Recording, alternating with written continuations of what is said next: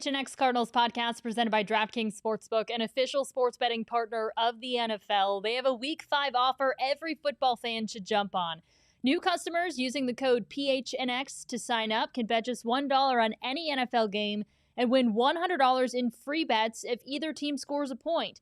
The last 0-0 tie in the NFL was back in 1943, so I would say this is a no-brainer. Happy Friday night, Johnny. Happy You Friday are to you. not being shy about the fact that you're a Kyler Murray fan. Young man is first in the MVP standings. I thought it was important to show our viewers at home who I am backing, of course, for the MVP, and who I think will have a big performance on Sunday. Well, another big matchup, a division game against the 49ers on Sunday, and we've got Friday's 4 downs for you, so let's get right into it. The Cardinals looking to improve to 5-0 for the first time since moving to Arizona. So over 30 years since they've been here in Arizona, they have never gotten off to a 5-0 start.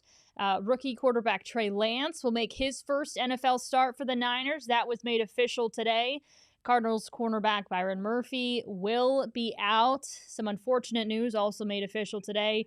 And hey, expect the 49ers to focus on running the ball. So Cardinals run defense is going to be put to the test. So where do we begin? First off, with, getting out to a 5-0 start. I did not realize. I was like, you know what? I wonder when the last time was. Yeah. And so I was going down farther and farther and farther and farther back. And I was like, okay, it's never been done. No, they have not won a lot of games early in the season.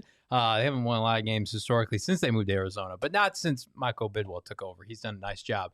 But yeah, the closest thing is 4-0 in 2012, and they finished that season 5-11. So that didn't go well. And then, I would have guessed maybe, the 2015 season, I think they were 5-1 at one point, or maybe 4-2. So yeah, hot starts, fast starts have not correlated much with this team.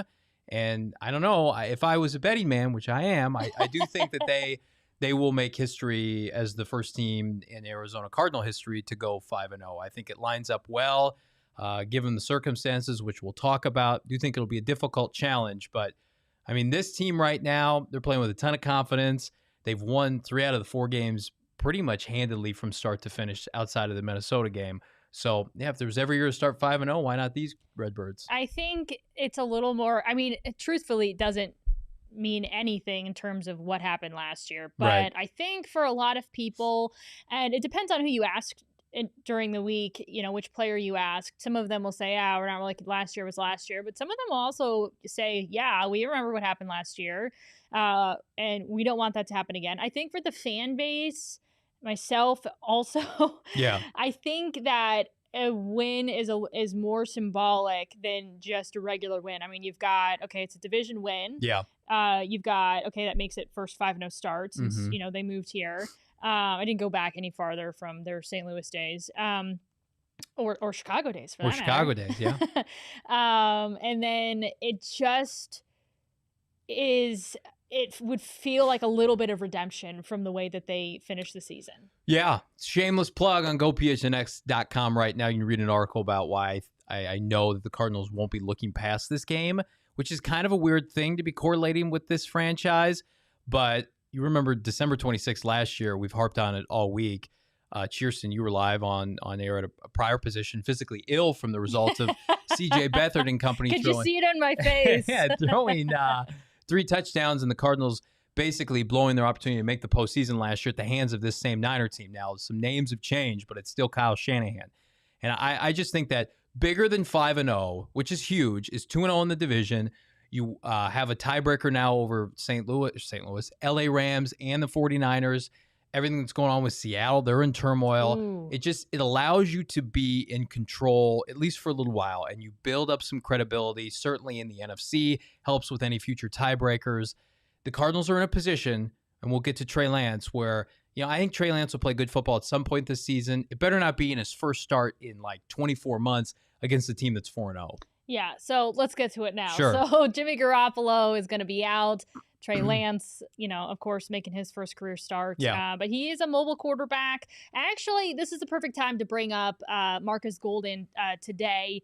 He was asked a couple of questions. One being, we know that run defense is going to be key. So he was asked about that. Here's what he said.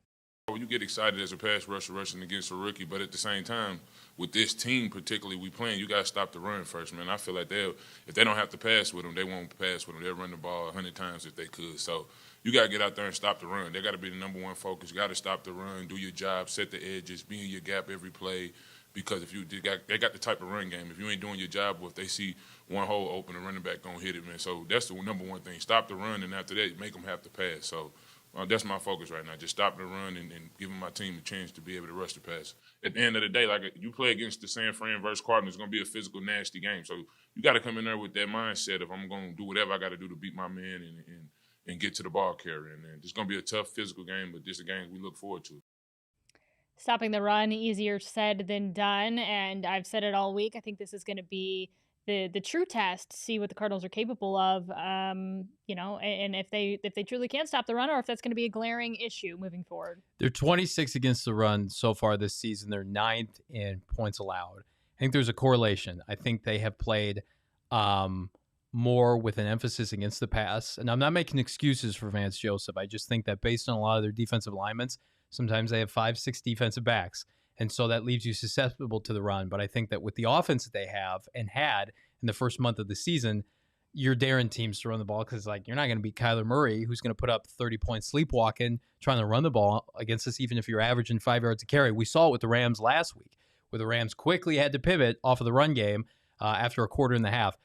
That is very refreshing to hear Marcus Golden say that. Because I'm going to tell you right now, Chierstin, if they come out and are gashed by this team with this quarterback in the run game, it's 100% on Vance. Because in the NFL, it's hard to rush the passer. It's hard to play cover corner. If you load the box, you can stop the run. You can prevent teams from running the football effectively, and they have the horses to do that. You better make Vance Joseph, this kid, even in single coverage, press man with our corners that without Byron Murphy, make him throw pinpoint passes downfield. And if he beats you that way and Deebo Samuel and Brandon Ayuk go off, so be it. You tip your hat to the kid. I don't think he's capable of doing that yet, but what he is capable of is running behind Trent Williams, running behind Kyle Juszczyk, their fullback, getting yards on scramble plays. I mean, Matthew Stafford had a long run last week, so eliminate all that garbage and just make him sit in the pocket and throw darts accurately, which I don't think he can do yet. You mentioned the scramble yards. Trey Lance is more of a mobile quarterback. So Marcus Golden was also asked, having to go up against Kyler Murray, who is obviously, one of the best in that regard. Does that help prepare you for a mobile quarterback like Trey Lance? Here's what he had to say. Nah, he ain't Kyler Murray. I ain't going to say. Kyler Murray different, man. I don't think it ain't too many people that can prepare you for a guy like Kyler, man. He different. But he got a lot of skill. The young quarterback over there, he got a lot of skill. Big quarterback, but he can throw the ball. Got a big arm when he's throwing deep. And he's pretty quick. And he can get away from the blocker. So you got to be able to keep an eye on him and know where he like to escape at. And just do your job on that part, too, knowing exactly where the quarterback going to run once he try to take off. All right, so they're very well aware of what the game plan needs to be. Yes. You hope they, you know what they're going to try and do. With that being said, with the focus being up front, pressure up front, the matchup in the trenches and stopping the run, how big of a deal is it that Byron Murphy is not going to be back there in the secondary?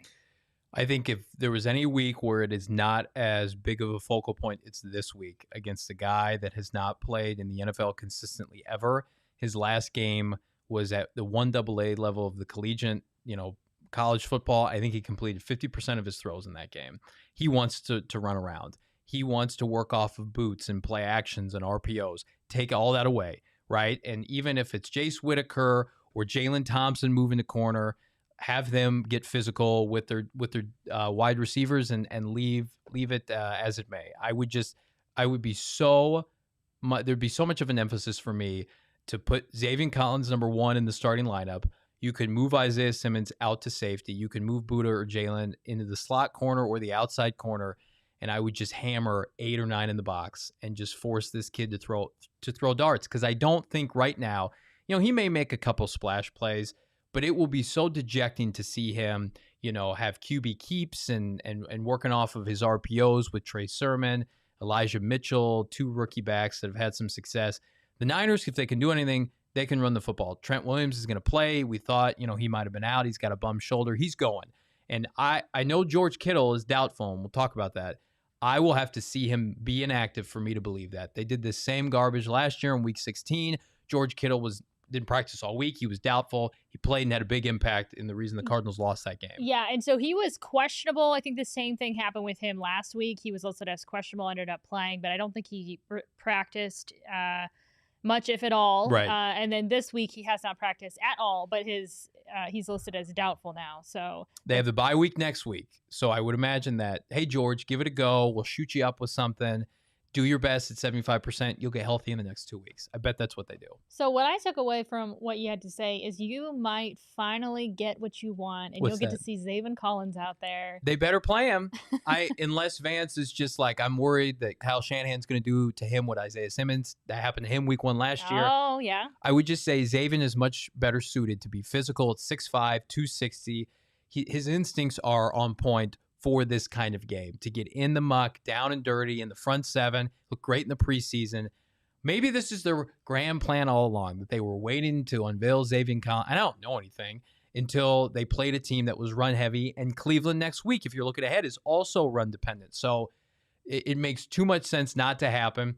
But even outside of the inside linebackers, this is a huge game for J.J. Watt. This is a huge game for Corey Peters, Marcus Golden, the guys that are going to be setting the edge, because there's some whispers now the Cardinals may go to a 4-3 defense, meaning you're going to have 2 defensive tackles, 2 edge rushers with their hand in the ground, 3-point stances, Marcus Golden and J.J. Watt. You think there's a chance they might switch midseason? Yeah, well, just for this game. Just this game, okay. Just because of the way they're going to try to be physical with San Francisco. So I thought you were trying to say, Vance Joseph is having this whole philosophical. No.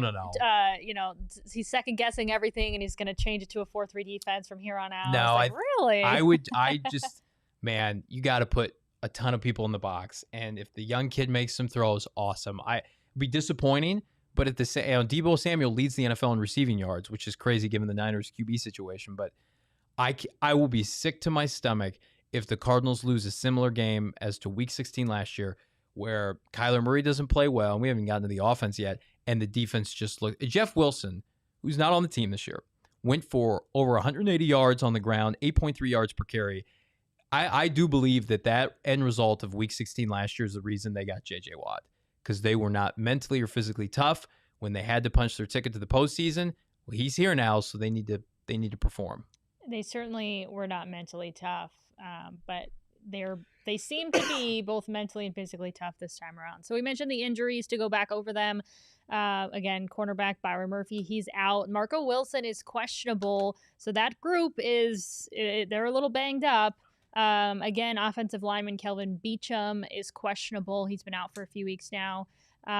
Justin Murray was placed on IR, which is also not good. No. And Chase Edmonds is questionable. So that's a long list. Yeah, I do think there's a chance Kelvin Beachum comes back finally this week. He was almost a full participant. They could run it back with the combination of Max Garcia and Josh Jones. But Josh Jones has been playing so well at right guard. You would hate to see him have to play another game at right tackle. To me, Chase Edmonds has been a lightning rod for this offense in this run game. And it's not to say James Conner can't get the job done. I don't think it's going to be that kind of game anyway. I think it's going to be a game where if the tackles can hold up, Beachum and Humphreys, knock on wood, you're going to want to spread this defense out for San Francisco.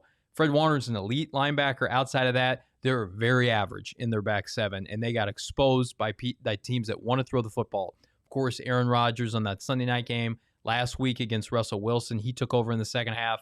If the Cardinals can avoid turning the ball over and he gets adequate pass protection, I would like to see 3 or 4 wideouts consistently throughout the game. So the Cardinals are 4.5-point favorites in this game. Just changed to 5.5. So the Cardinals are 5.5-point favorites in this game.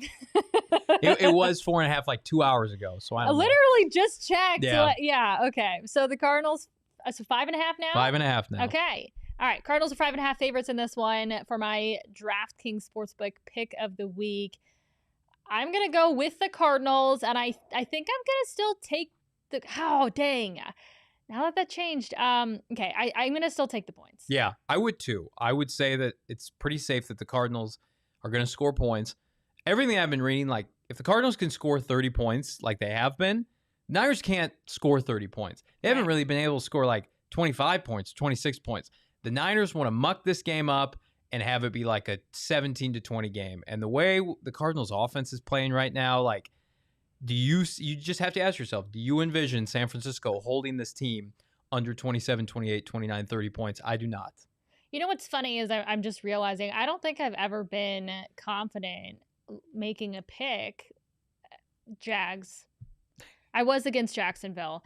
But for the most part, I haven't really been confident. I've been, they're off to a 4-0 start, and the Niners have a bunch of issues. Yeah. And I'm just like. Well, it's a divisional game. Yeah, right. And they lost to, the Cardinals are better this week than San Francisco. They were better last year in week 17 than this San Francisco team, and they still lost. That's a good point. So great point. Divisional games are weird, and they're always competitive. I mean, the Cardinals took San Francisco to the wire both times the year they went to the Super Bowl, and it was Kyler Murray's rookie season. They could have won both of those games. So you're just trying to get a win, right? Doesn't matter how it comes, because I do think now the perception of this team, I don't think changes much with a win. But if you're San Francisco and you go into this stadium in this environment with your rookie quarterback and you win, you're feeling pretty good about yourself, being 3-2.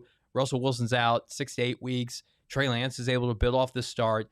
But if you embarrass them or defeat them by double digits and put them in a hole at 2-3, and they're like, oh, maybe you should go back to Jimmy G, and we've got all these concerns, and we thought we were a Super Bowl team, which was arrogant to begin with, I think it just casts doubts on this team for the next 2 weeks, and that's where you want to be. You want to leave no doubt if you're the Cardinals, like, hey, we just beat up the Rams. Niners, you have no business competing with us. We have the MVP in the NFL. Like, you're starting this kid that played 1AA football, 2 years ago.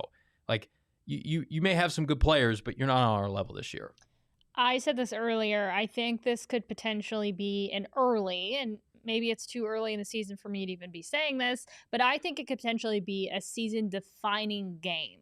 So you're either talking about losing your third straight, yeah, or you're talking about beating the undefeated Cardinals, the last standing, top of the division team. Yeah. So I think for the 49ers, and I really don't think that they're going to be able to pull off a win, but they're certainly hoping that would be the case. They swept, double check me, they swept the LA Rams last year with like backup QBs with smoke and mirrors running the ball and defensive play. I don't know how they had the success that they had last year.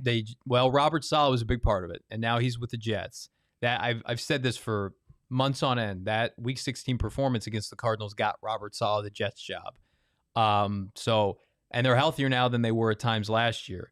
I think Kyle Shanahan plays well as an underdog. They did sweep them. Yeah. 24-16 and 23-20. You're right. Which is unbelievable. Like, I think Jimmy G maybe played in one of those games, but I mean, the Rams went to the divisional round, took it to the Packers. The Niners had, a top 10 draft pick. They traded up, picked second overall. So they're not immune to this kind of environment, this kind of game. I actually think they thrive on it, a la last year. So my hope is that Kingsbury and Kyler are preaching to the locker room like, remember what these mother effers did to us last year, and I wasn't going to swear, and cost us last year, and really took our soul in that game. And the organization was shaken to its core after that loss. It was so disheartening. It was on Amazon Prime Video the day after Christmas. I was all geared up to watch it, and they just completely fell flat. Harness that energy and take it to these guys. Because, I mean, they have no business competing with this team right now, the way they're playing.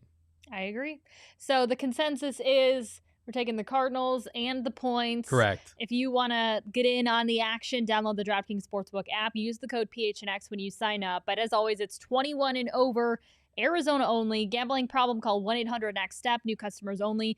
Eligibility restrictions do apply. See DraftKings.com/sportsbook for details. And I want to tell you guys about our promo of the week for our members. We've got these lovely PHNX t-shirts. We always talk about the Cardinals shirts or like the team theme shirts, but how about PHNX? We're awesome too. We've got some awesome PHNX themed t-shirts. So we've got 20% off any PHNX brand tee, and that is our members' deal of the week. As always, our members always get the best offers, access to the most things, all the things we do, really. Yes, So, all the things. All the things. Go PHNX.com if you want to join the family and become a member. All right. Some other topics from practice today. One big storyline out of practice this week. I forget who brought it up first, but then it just sort of like sparked this fascination with the way that Cliff runs his practices. It's uncommon for NFL teams to play ones versus ones Yeah, I or saw good your on tweet good. about that. Yeah. And so kind of the theme of a lot of the questions this week was asking players about it, and they all seem to really enjoy it and think they get a lot out of it. And it's for some people that have been in the league a long time, it's something that they've never ever done. Really? So Cliff was asked about it today and asked where he kind of got the idea to do that. Here's what he had to say.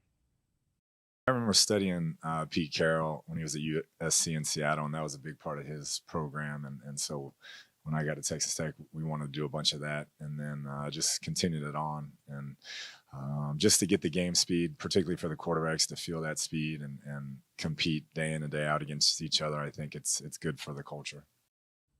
This is when I wish that Frank wasn't golfing and we could ask him, Frank, did you ever... The man plays by his own rules. Let's be honest. Maybe we could call him up and ask him. Yeah. I'm kidding, Frank. We all love you. We just miss you, Frank. We do. Where are you, Frank? Come back.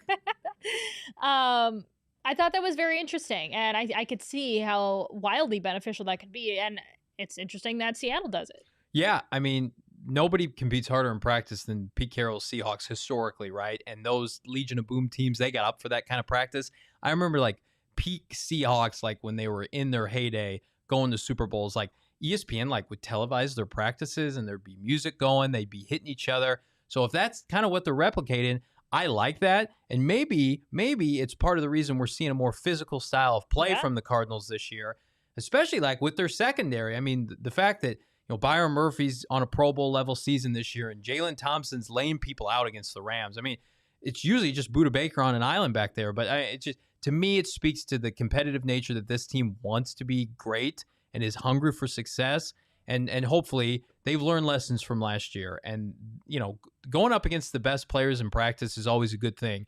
Now, will it translate? Marcus Golden was asked today, can Trey Lance simulate what Kyler Murray does? I would hate to be Marcus Golden at practice chasing around Kyler Murray, but it would bode well for his efforts on Sunday. Oh, certainly the physicality of it, and for sure. I mean, if you want practice to almost be more difficult than game day, right? Yeah. Like you want it to be more challenging, based on who you're facing in some cases, one-on-one, who the quarterback is, especially, if you can, practice against Kyler Murray and stop what he's trying to do as a defense, then you certainly should be able to, and with the offensive line and all those things, it should all be able to translate when you have a lesser opponent. And so, I don't know. I think that's great. I also wonder why maybe more teams don't do that. Probably just the fear of injury, maybe, and you're able to,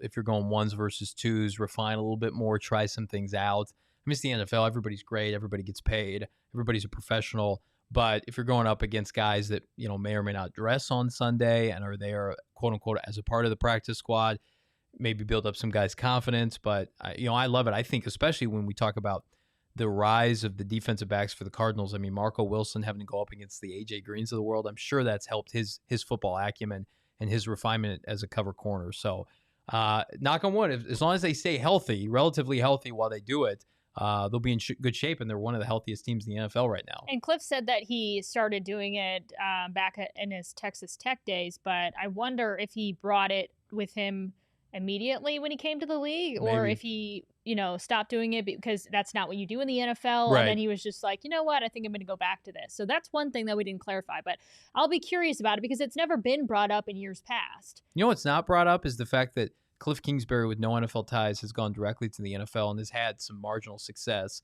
especially now. And we're making excuses for Urban Meyer not having NFL experience. I just think that's funny, but I digress there. I just feel I know feel we feel bad for Urban. So we're not bad, dogging on yeah. him. That's a football comment. That's not an off the field comment.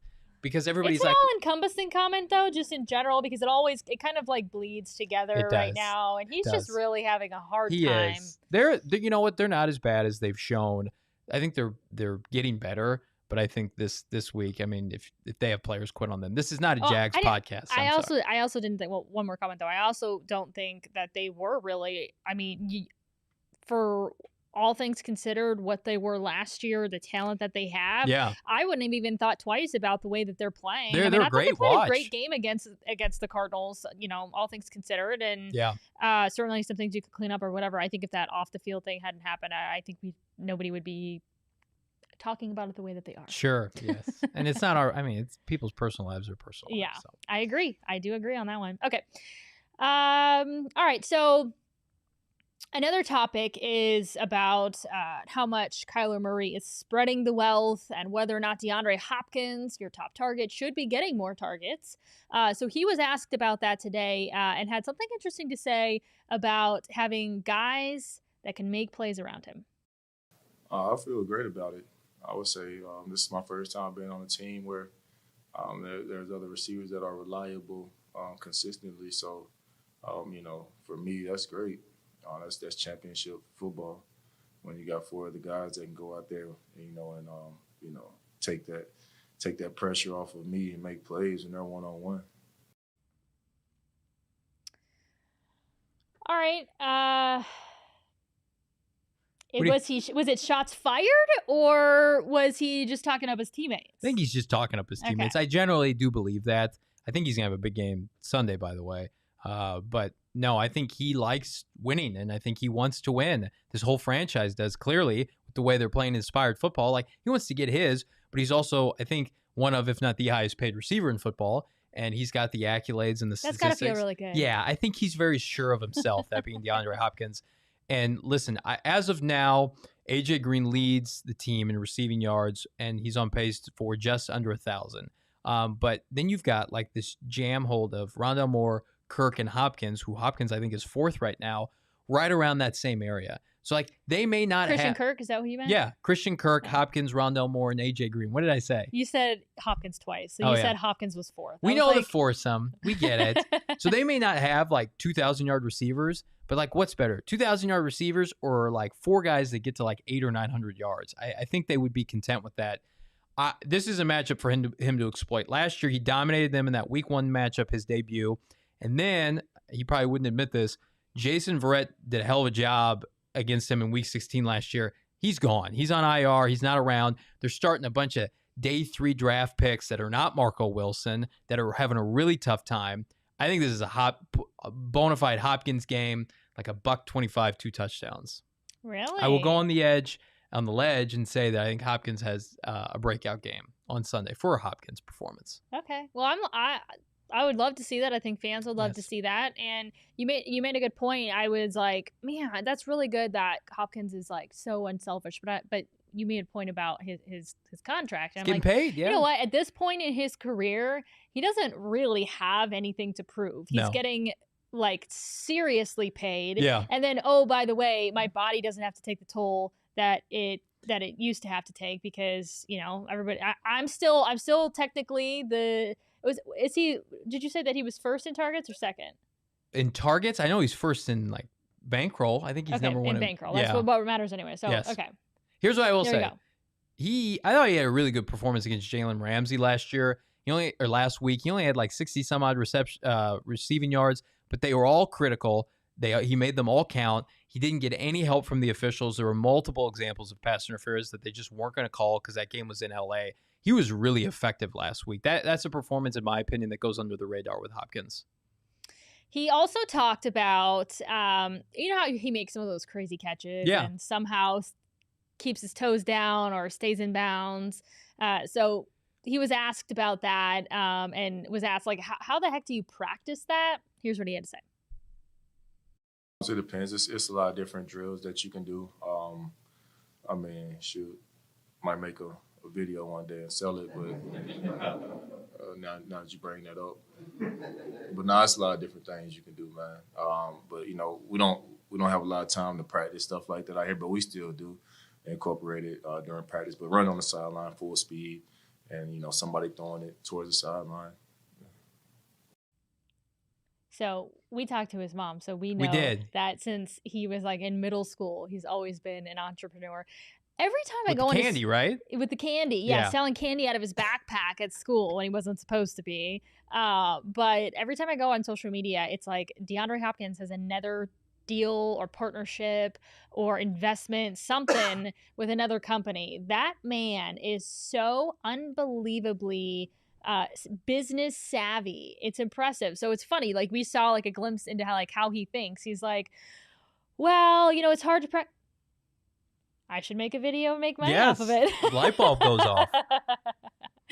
I think we have a question that we want to make sure that we answer for you guys. And it's regarding whether or not we're going to see rookie Tay Gowan out there without Byron Murphy. He hasn't been active yet. I do think he'll be active because Byron Murphy is officially out. I think you broke that news today that he's not going to play at all. So I do think he'll be active. He looked good in the preseason, albeit with third and fourth stringers in the second half. He'll probably play special teams. They'll probably roll out the same guys they did last week because I don't think Byron played like majority of that second half against the Rams. People don't remember that. But I do think he'll be active. I don't think he'll have a role per se unless, God forbid, Marco or Robert Alford go down. But he'll be active. One thing I will say about him, he seems like a very humble, very hardworking young man that seems incredibly grateful to have any sort of opportunity in the league, just to be considered an Arizona Cardinal. So when he is ready, and so whether we see him at all, this weekend or we see him down the road, he's a guy that I'm very excited for just because I love to share some guys have just always been, just used overly confident, used to the spotlight, used to winning. There was no doubt that they would make it to the league. Now that they're here, it's just like, it's just football. And I'm sure secretly everybody has their NFL moment. But he follows like every fan on Twitter and he's engaged with people. And like he's a 6th round pick and he's on a 53-man roster in the NFL for where he came from. I think he played at UCF. So not exactly like Alabama football. And I think he opted out of his senior season. He might have. So I'm speaking, and I'm pretty sure this is right, but I have not checked before we went on air. So I'm pretty sure that he has a daughter, and for COVID reasons, opted out of playing last year. Yeah. So he's also just like he's got he's got a good perspective on life. So, like if he could make a career just being a special teamer, I'm like that's the top 1% of athletes in the world, certainly in the United States. So no, he's somebody that, number one, I'm glad he made the team. When I would go to training camp, open practices, it would be him and Marco Wilson working with the DB's coach after practice for the upwards of like 30 to 45 minutes. So yeah, they're guys you want to root for. For both of them to make this team, which it looks like a special team this year, that I think just speaks to their ability. Typically, when the team is competing for division titles and, knock on wood, if they were to go deep in the postseason, it's hard for day 3 draft picks to come in and have an impact, much less, be active and get into the starting rotation. So I think all of the Cardinals' day 3 picks this year are really impressive to me because of the fact this roster is so loaded. I agree. And Tay Gowan, we are rooting for you. Yes, sir. All right, before we move on, I want to remind you guys that when it comes to the DraftKings Sportsbook, if you combine multiple bets from the same game, so a same game parlay, you're going to get a bigger payout, and the more legs you add, the more money that you can win. DraftKings is always safe, secure, and reliable, and best of all, you can deposit and withdraw your cash whenever you want. Johnny, have you put down a parlay on this game? Not on this game. I don't feel great one way or the other. I think the Cardinals are going to win. Don't get me wrong. But there are games where I'm like fired up to do it, like week 1, Jacksonville, for instance. But this one, because I think it's less about the spread, which is 5.5, and I would take the Cardinals, as did you. But the over/under, I'm a little bit concerned because I could look up in the third quarter and it could be a defensive battle. So that's where you could get a little hung up. I was on our bet show, PHNX Daily Bets. Follow us on Twitter. And I said that I thought Chase Edmonds would have an anytime touchdown. You can use that in your parlay, assuming that he plays. There's too much up in the air right now. And that's the nature of betting, is sometimes you just have to take a chance. But rest assured that the DraftKings Sportsbook app will help you along the way. They'll remove players who aren't active. They'll remove people who aren't eligible. The line fluctuates. I mean, that line went up a point since we started airing, maybe because George Kittle isn't going to play. So they're tapped in. The Sharks in Vegas know what they're doing. What else do you got to say? Oh, yes. What else, Johnny? I do. I have something else to plug. First of all, I was going to say in a true transition that your hair looks fantastic. Thanks. I was going to ask how my hair looked today. It looks great. You used some Manscaped gel or I what? did. Yeah, I've got the Manscaped package, which is fantastic. Manscaped.com. Promo code, you guessed it, PHNX. 20% off site-wide. Free shipping. You know, finally, thank God, my wife and kids are coming home Sunday. They've been away for 10 days on a fall break. I've been here grinding with the folks at PHNX for you, America. And in the meantime, I've used the Lawnmower 4.0 to get camera ready for this, you know, what we got going on here.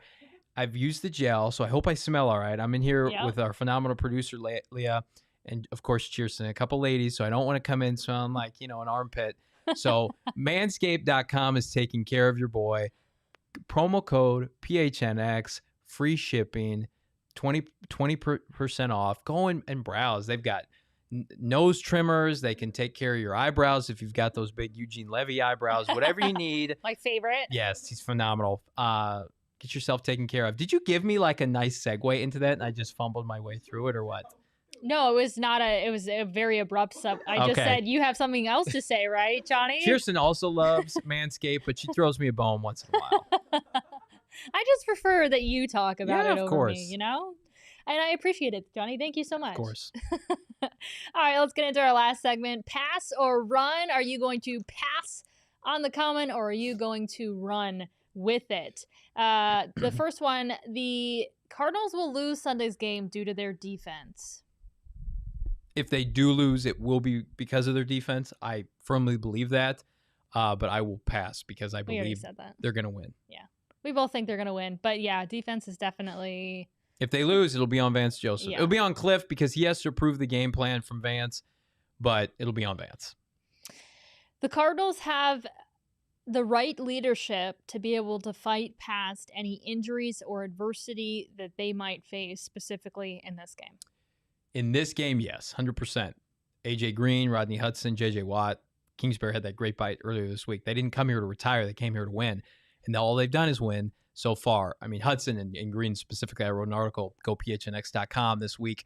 I think it was this week, about how those two. You write so many. I do. You should check them all out. I appreciate that. And Matt Prater have been the three biggest signings, with all due respect to J.J. Watt. J.J.'s got a lot of time left to make an impact. But, yeah, their leadership is really, in my opinion, second to one because it merges so beautifully with Kyler Murray's maturation process where it's like Kyler doesn't have to feel threatened by any of those guys. They do their job. They're in their role. So, yeah, I think they can weather the storm if adversity hits. Just like, you know, the Cardinals were down 10-7. We forget last week at the Rams, and they didn't blink, and they ran away with it. So I can't say enough about the culture around this team, which is historically something we haven't been able to say, which is nice. Yeah, I think we're going to be able to look back on this team and hopefully look back on it and look back on their success. Yeah. But I think we're going to look back and say, man, that was a really, really special team. Well, it's just like people dogged on so many of these additions, and they called it the AARP group. I remember that in the spring, and they're like, the Cardinals, they're doing. They also said that about the Suns, and look what happened with the Suns. Pushing all the right buttons. Yeah. We got the right GMs right now. Knock on wood. So no, it's great because there were so many other moves to be made, and we questioned all of them, and everybody gave this team grief, and so far it's been an A+. All right, so you're running with that. I'm running with that too. Okay, some non-Cardinals related ones. Russell Wilson's finger will plague him the rest of the season. I will go pass because I don't. Well, plague meaning like he's not going to play. No, like he's not going to be the same. I will go pass because I think when he comes back, he's fully healthy. I will go run with the fact that Seahawks are done. I think their run of great play. Listen, he was drafted in 2012. They've had one non-playoff season, not losing season, one non-playoff season since then, and they were 9-7. Most teams would kill for 9-7 most seasons. I think that he went to the Seahawks in the offseason and said, here are the teams I would go play for. Bears and a bunch of other teams. And they worked through that, kind of. And now he's hurt, and the team's terrible, and they don't have any first-round picks the next 2 years because of the Jamal Adams trade. I think Russ is like, hey, man, good luck. Good luck, Geno Smith. Go 5-12, Seattle. You guys can trade me, get your picks back in the offseason. I'll go play in Pittsburgh or wherever. He will not play. Pittsburgh. He will not play again this year until his finger's 100% because it's an investment now. Sierra's not going to let him do that. So when he plays, he'll be healthy. That could be in 2 months. Yeah, I think I saw at least a month, potentially 6 to 8 weeks until he returns. So yeah, but you never know. You might re-aggravate it. But I agree. It didn't take long for Seattle to kind of hit a wall and slide in the wrong direction. You hate to see it. You hate to see it. Cardinals fans are so upset about it. We're broken up about it. All the love. Nice. Also, I never like to joke about injuries, but since it's a finger, right? Like, Russell's very likable too. And he's very I actually have I really like Russell Wilson as a human. Yes, I really do. I've always talked about I can't wait till he plays somewhere else, so I don't have to hate him. Yes. And since it's a finger, so it sucks, but he's fine. Okay, so the Raiders / the folks out at Allegiant Stadium will have a lawsuit against them for this enormous screen that we'll show you here. Oh my God! Playing highlights that you can watch while you're driving. That will be me getting in an accident. Yeah. Thank God State Farm Stadium doesn't have that. I would 100% get in a fender bender. Yeah, Who thought that was a good idea? Well, based off of John Gruden's comments that have come out today, it's not a bad day to have that kind of press where it draws attention off. Yeah. But I think that'll be removed. That's horrible. But it's the Raiders and they have terrible judgment. So, Leah, are you able to see whose tweet that was? Because I meant to give them some credit for using it. DJ Todd _702. Thank you for allowing that is us enormous. To use. That's like half of the. Insane how big it is. I know. So it's not even like you can really ignore it. It's just like pulling you. So do you know? Does either of you know? Is there a place on the lawn by the stadium where fans can go and hang out and party and play bags and stuff? I don't know. I would assume that it's. Well, or is it literally just for the cars driving by? I was going to say I would assume that there's more of a point to it than just to have distracted drivers, but yeah, I don't know. I would love to talk to the person. Al Davis is a weird guy and he has a bowl cut, so that might just be for the people driving on the freeway. Hey, it'd be great if you can't get tickets, just go up and down the freeway watching our game. So I'm gonna run with the fact that they're either gonna take it down now or they're going to just have some sort of lawsuit against them that's going to force them. They're just going to put some down. big tacky banner over it, like a big sheet or something. Just put a graphic. If you got the huge thing, just put a graphic and call it a day. But man, that's you can't distract drivers like that. Well, supposedly their stadium's awesome too. It's are they trying to overcompensate? We know you're not, Justin Herbert. You don't have Herbert. You don't have Mahomes. So let's get this big ass screen for everybody to look that and between SoFi. Yeah. Those are some good looking, state of the art, super modern, best of the best stadiums. I feel like here on the West Coast, we're considered West Coast, right? Even though we're kind of in the mountains. I think technically we're not, but I say we're West Coast. I do too, and people give me shit for it. You have to have modernized stadiums out here because people have options, whereas you can have Lambeau Field. It's beautiful in the sense it's football history. It's a piece of shit stadium. And I'll get hate for that. But same with the Giants Stadium, Pittsburgh Stadium. Everything's broken. Things are falling off the wall. But there's history that comes with their culture and winning. My biggest regret in life? What's that? Not seeing a football game in Oakland. Oh, yeah. At the Coliseum. I've always wanted to watch football at the Coliseum. Mm-hmm. With the infield dirt where the A's play. Yes. And I kid you not, I think about it regularly. I mean, really do. The Rose Bowls always play there. You could always go back and we could send you to the Rose Bowl even if ASU's not playing. We've got Chierstin live at the Rose Bowl where it's Stanford or Oregon and Michigan. It's why are you covering that? Well, she wanted to go. We threw her a bone. She got to go. It haunts me, Johnny. But gotcha. Speaking of the Sun Devils, to cap it off, the Sun Devils will beat Stanford tonight to move to 5-1 on the season. They play at 7:30. It's a big game for them. So this is basically your pre-show for that game. I would hope a lot of people are treating it as such. But yeah, I would say yes. I think Stanford's more talented. Or excuse me, Whoa. ASU is more talented. ASU is more talented. Stanford's been playing a little bit over their head. They had an upset win the other day. But I just like what Herm Edwards is doing. Quarterback's finally playing well. I had a marquee game last week against UCLA. Yeah. To me, they are in a position, putting themselves in a position. Saul hates when I say this. I think they could run the table and get to the Pac-12 title game. Saul's not a believer, though, our GM. Well, that's because he's a wildcat. Yeah.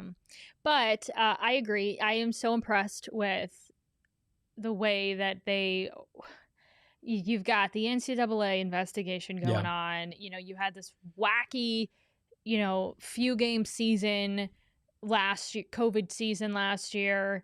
You're just dealing with all sorts of adversity, and to even be 4-1 to start the season, I think is an accomplishment. I think that UCLA win was huge for their confidence, for their belief in themselves and this program. I don't know. They certainly didn't show that there was any sort of lack of belief. Yeah. But I would say if there was any, because if I was in that position, I would kind of be bummed about what's going to happen to our coach and what are people saying about us, and it would be hard for me to ignore all of that. But when you start having success, all the other stuff goes out the window. So they're doing tremendous things. That UCLA win was huge for them. I think they're going to continue their success and beat Stanford. Well said. And I know this is a Cardinals podcast, but I had to get that in there because they're playing on a Friday night. That's very cool. Friday night football, ASU, love it. All right. Well, as always, Johnny, you're gonna be out at the game on Sunday. I am. If they let me inside, I have my credentials. Thank you, Cardinal PR, for letting me into the game this weekend. It'll be enjoyable. And so I'm going to be back in studio with Saul and potentially somebody else. So we're excited for game day. We don't know who will fill that. Come on down if you'd like to be on the show Sunday. Put in your application if you want to join us on game day. We are accepting them. We do have alcoholic beverages on game days. There's some snacks. We can't pay you anything, but but you can chug a White Claw instead That's if you right. want to. All right. Well, we hope you have a great weekend, and we'll see you on Sunday for Cardinals Niners.